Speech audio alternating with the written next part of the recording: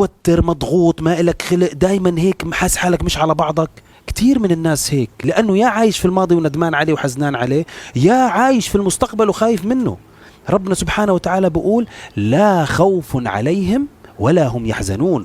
الناس هاي لا عايشة خايفة من المستقبل، لأنه عندها ثقة كبيرة بربنا سبحانه وتعالى، وإنه ربنا سبحانه وتعالى لا يضيع أجر من أحسن عمله، وإنه ربنا سبحانه وتعالى لا تقنطوا من رحمتي، وكل هالكلام هذا. ومش عايشين في الماضي وحزنانين عليه، لأنهم بيعرفوا إنه هذا إشي مروا واستغفروا ربنا عليه ودعوه وتعلموا منه، وأخذوا هاي كذاكرة للتعلم وليس ذاكرة ليعيشوا فيها ويحزنوا فيها ويندموا عليها.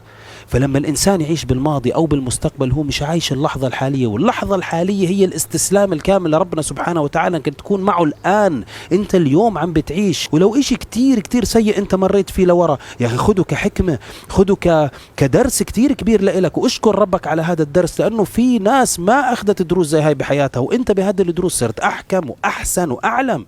فلا تعيش في الماضي حزنان، ولا تعيش في المستقبل اللي هم خوفك. اختار انك تعيش في اللحظة الحالية، وعيش بحسن ظن بربنا سبحانه وتعالى، وشوف التغيير الكبير جدا جدا على حياتك، على مستوى توترك وعلى ضغوطاتك وعلى كتير كتير من طاقات اللي انت مهدرها بالحزن على الماضي والخوف من المستقبل.